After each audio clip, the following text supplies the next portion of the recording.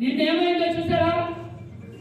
మనకి చేతగాక కాదు, మన కార్యకర్తలు పంచాయతీల్లో పంచాయతీల్లో మీరు చూసుకోండి అంటే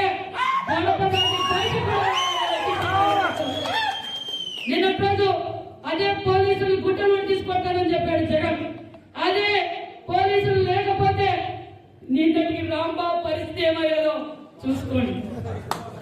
అమ్మటి రాంబాబు తల్లి లాంటి మరి నారా చంద్రబాబు నాయుడు గారు తల్లిని ఏ విధంగా అసభ్యకరంగా మాట్లాడారో, మహిళలు ఏ విధంగా అసభ్యకరంగా మాట్లాడారో సోషల్ మీడియాలో ఈ రోజు మా మీద ఏ విధంగా అసభ్యకరంగా మాట్లాడుతున్నారో ప్రతి ఒక్కటి చూస్తున్నాము. ఖచ్చితంగా దానికి తగిన చర్యలు తీసుకోబోతున్నారన్న విషయాన్ని కూడా మీకు అందరికీ తెలియజేసేది ఒకటే, చాలా మంది మనలో కూడా మన కార్యకర్తల్లో కూడా ఒక డిసప్పాయింట్మెంట్. ఒక్కసారి ఆ వీడియో ప్లే చేయ బాబు, ఆ వీడియో ప్లే చేయి.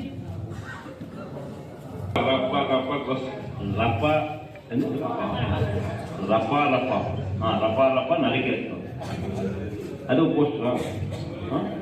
అది సినిమా డైలాగ్ అనుకుంటున్నాను. Cinema dialogue Pushpa cinema dialogue అది.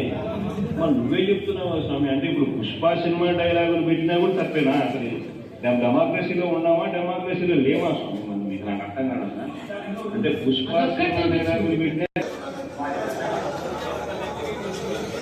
మన ముఖ్యమంత్రిగా అంటే మన ప్రతిపక్ష నేత చంద్రబాబు నాయుడు గారు ఉన్నప్పుడు అక్రమ కేసులు పెట్టి మరి మన ముఖ్యమంత్రి గారిని కూడా రాజమండ్రి జైలుకు పంపించి మరి పైచాచిక ఆందోళన పొందారు. అసెంబ్లీ సాక్షిగా భువనమ్మ ఏదైతే భూదేవంగా ఓపిక కలిగిన వ్యక్తి మరి మాతృమూర్తికి మారుపేరు ఈ రోజు మన యువ నాయకుడు అందించిన సంస్కారవంతమైన యువ నాయకుడు తల్లి నారా మరి భువనమ్మ గారిని అసెంబ్లీ సాక్షిగా ఏ విధంగా అసభ్యకరంగా మాట్లాడారో మనం చూస్తాం. అమరావతి రైతులు, మహిళా రైతులు భావితరాల భవిష్యత్తు కోసం మన రాజధాని కోసం భూములు ఇచ్చిన రైతుల పైన ఏ విధంగా అసభ్యకరంగా మాట్లాడించారో చూసాం. మాస్క్ అడిగితే దళిత బిడ్డను దళిత సుధాకర్ ఏ విధంగా మరి ఇబ్బంది పెట్టారో చూసాం. మన బీసీ బిడ్డ అమర్నాథ్ గౌడ్ని ప్రశ్నిస్తే పెట్రోల్ పోసి అందించారు. ఇదంతా మనం చూసాం. మన యువకుల్లో కూడా మనం అధికారంలోకి వచ్చాం. మరి మనము వాళ్ళ పైన ఎందుకు కక్ష సాధింపు చర్యలు తీసుకోకూడదు అనే ఉద్దేశం అక్కడక్కడ ఆ బాధ ఉంది. ఎందుకంటే మనం అవమానాలు పడ్డాం, అక్రమ కేసులు పెట్టించుకున్నాం. ఈ బాధ మన అందరిలోనూ ఉంది. అందరికీ చంద్రబాబు నాయుడు గారు దిశ నిర్దేశించింది ఏంటంటే మనం దౌర్జన్యాలకి రపరప నడకడానికి మరి బూతులు మాట్లాడడానికి మనకు ప్రజలు సంపూర్ణమైన మెజార్టీ మనకు అందజేయలేదు. ఈ రాష్ట్రం సర్వనాశనం అయిపోయింది. కొత్త రాష్ట్రంగా ఏర్పడిన తర్వాత అభివృద్ధి చేశాం. మళ్ళీ వైసీపీ పార్టీకి ఒక్క అవకాశం ఇచ్చినందుకు ఈ రాష్ట్రం ఇప్పటికే 20 సంవత్సరాలు వెనకబడిపోయింది. భావితరాల భవిష్యత్తు నాశనం అయిపోయింది. మీరెవ్వరే కానీ కక్ష సాధింపు చర్యలకు వెళ్ళొద్దండి, చట్టం తన పని తను చేసుకుంటూ పోతుందని చెప్పిన గొప్ప వ్యక్తి మన ముఖ్యమంత్రి చంద్రబాబు నాయుడు గారు. మనకి అధికారంలోకి వచ్చాం, సంపూర్ణమైన మెజార్టీ మనకుంది. మనం శాతకాక ఏం కాదు. ఈ రోజు జగన్మోహన్ రెడ్డి గారు, మరి అంబటి రాంబాబు గారు, అదే విధంగా మరి నాని గారు, జోగి రమేష్ కావచ్చు, ఈ రోజు ఉషశ్రీ కావచ్చు, ఈ రోజు ఎందుకు వాళ్ళు రబ్బర్ జరుగుతామని ప్రజల్ని కార్యకర్తల్ని రెచ్చగొట్టాలనే ఆలోచనలో ఉన్నారు. వాళ్ళు మనం చేసిన అభివృద్ధిని చూసి సహించలేక వారు చేసిన తప్పులని మనం ఎక్కడికక్కడికి ఎండగడుతున్నాం. చట్టం తరపున చేసుకుంటూ పోతుంది కాబట్టి మనల్ని ప్రజల్ని డైవర్ట్ చేయడానికి ఇలా ప్రజల్ని రెచ్చగొడుతున్నారు. నువ్వు రబ్బరబ్బ అంటే మేము రెచ్చిపోయే వాళ్ళం కాదు. మా ముఖ్యమంత్రి, మా యువగల నేత, మా డిప్యూటీ సీఎం గారు నరేంద్ర మోడీ గారి ఆశీర్వాదంలో అభివృద్ధిలో మేము రెచ్చిపోతున్నాం అన్న విషయాన్ని మీకు తెలియజేస్తున్నాం. మనకు ఉంది, చట్టం తరపున చేస్తుంది కాబట్టి దయచేసి మన యువకుల్లో కూడా నేను తెలియజేసేది ఒకటే, మనం ఎప్పుడు మహిళలను అసభ్యకరంగా మాట్లాడడం, మన నాయకులు మనకు నేర్పిన సంస్కారం అభివృద్ధి పైన మనం పోరాటం చేద్దామన్న విషయాన్ని కూడా మీకు తెలియజేస్తున్నాం.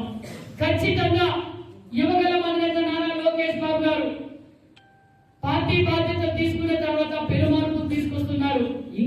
అప్పుడు జరగబోతున్నాయన్న విషయాన్ని కూడా మీకు తెలియజేస్తున్నాం. మీరు ఏ నమ్మకంతో అయితే యువతలతో నడిచారో ఆ నమ్మకాన్ని నేను నిలబెట్టుకున్నాం. ఇప్పుడిప్పుడే మనం అభివృద్ధి బాటలోకి వస్తున్నాం. మరి నియోజకవర్గంలో రాష్ట్రం ఏ విధంగా అభివృద్ధిలో పరుగులు పెడుతుందో, మరి ఈ రోజు మన పెనుగొండ నియోజకవర్గంలో ఏ డిపార్ట్మెంట్ అయినా తీసుకోండి, నేను చర్చించడానికి సిద్ధం. అందుకు మీరు కూడా సిద్ధం కావాలన్న విషయం మీకు తెలియజేస్తున్నాను.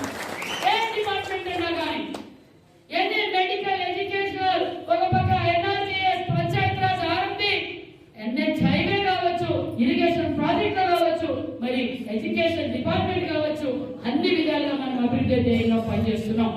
మరి నేను తెలియజేసేది ఒకటే, ఎవరికైనా నేను చెప్పేది ఒకటే, దయచేసి మనం అతి తక్కువ కాలంలోనే మనం చెప్పిన అభివృద్ధి కార్యక్రమాలు, మనం చెప్పిన పథకాలు అన్ని అమలు పరిచాం. మనం చెప్పినట్టుగా సూపర్ 6 పథకాలు అమలు పరుస్తున్నాం.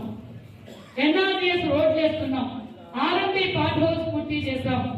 మరి ఎన్ఆర్జీఎస్ ద్వారా సీసీ రోడ్లు వేస్తున్నాం, డ్రైనేజ్ వేస్తున్నాం, బ్రిడ్జ్లు కడుతున్నాం, మరి విలేజ్ హెల్త్ క్లినిక్లు పూర్తి చేస్తున్నాం, సబ్ స్టేషన్లు కట్టాం, మరి కొత్త సబ్ స్టేషన్లు మనం నిర్మాణం చేయబోతున్నాం. మరి రొద్దంలో బీసీ గురుకుల పాఠశాల 22 కోట్లతో నిర్మాణం పనులు మొదలు పెట్టాం. బీసీ హాస్టల్ కూడా మరొకటి కూడా నిర్మాణం చేయబోతున్నాం.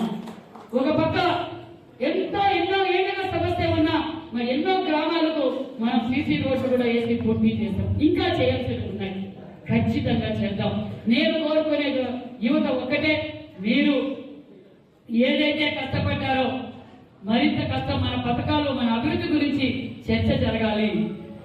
చర్చ జరగాలంటే ఒక మంచి ప్లాట్ఫామ్ మరి సోషల్ మీడియా. మీరు ఎక్కడ కూర్చున్నా మన అభివృద్ధి గురించి చర్చ జరగాలి. నేనైతే క్లారిటీ ఇస్తున్నా, స్థానిక ఎన్నికల్లో యువతకు పెద్దపీట వేస్తున్నాను. యువతకు పెద్దపీట వేస్తున్నా. మనం కూటమి ప్రభుత్వానికి మనము చేస్తున్న అభివృద్ధి కార్యక్రమాలు మీరు ముందుకు తీసుకెళ్ళాలి. మనం రపరప అనాల్సిన పనుల అనేవాళ్ళు చాతగానోళ్ళు. నేను చెప్పేది ఒక్కగా నిన్నటి రోజు మన యువగల మన నేత నారా లోకేష్ బాబు గారు ఒక్క మాట చెప్పితే నిన్న వైసీపీ నాయకులు ఒక్కరు కూడా గడప దాటి రాలేదు. ఒక్కరు కూడా నేను లెక్కేసిన ఒక్కరు కూడా గడప దాటి బయటికి రాలేదు. మన యువగల మన నేత నారా లోకేష్ బాబు గారు ఎక్కడ రెచ్చగొట్టకూడదు, మనం అభివృద్ధి ధ్యేయంగా పనిచేయాలి, భావితరాల భవిష్యత్తు కోసం దేశ విదేశాలు తిరిగి ఈ రోజు పరిశ్రమలు తీసుకొచ్చారు. ఈ రోజు మీ రొద్ద మండలంలోనే సుమారుగా నా సర్వే ప్రకారం 5,600 మంది కియాకు పోతున్నారు. మన రొద్ద మండలంలో ఒక రొద్ద మండలం నుంచే 10 పంచాయతీ నుంచి నేను ఇన్ఫర్మేషన్ తీసుకొచ్చాను. మరి 5,600 మంది ఈ రోజు కియాకి వెళ్తున్నారంటే మరి పరిశ్రమ సృష్టికర్త చంద్రబాబు నాయుడు కాదా అనే విషయాన్ని మీకు తెలియజేస్తున్నాం. ఈ రోజు అతి తక్కువ కాలంలోనే ఒక పక్క మనం రాష్ట్రం అభివృద్ధి బాటలో తీసుకెళ్తున్నాం. నేను కోరుకునేది ఒకటే, మనం చేస్తున్న అభివృద్ధి కార్యక్రమాలు పడదాం. మన జోలికి వస్తే వదిలే ప్రసక్తే లేదని కూడా ఇక నేను కూడా తెలియజేస్తున్నా. అనవసరంగా రెచ్చబడితే మనమేం ఊరుకునే ప్రసక్తే లేదు. చట్టంతో పని చేసుకుంటూ పోతుంది. చట్టంతో ఏ విధంగా పనిచేయించాలో తెలుసు మనకన్నా విషయాన్ని కూడా మీకు తెలియజేస్తున్నా. కాబట్టి ఈ సోషల్ మీడియా ద్వారా కూడా మన చంద్రబాబు నాయుడు గారు ఏ విధంగా కష్టపడుతున్నారు, మరి చంద్రబాబు నాయుడు గారి వీడియోస్ వచ్చినప్పుడు మనం షేర్ చేయాలి. మన డిప్యూటీ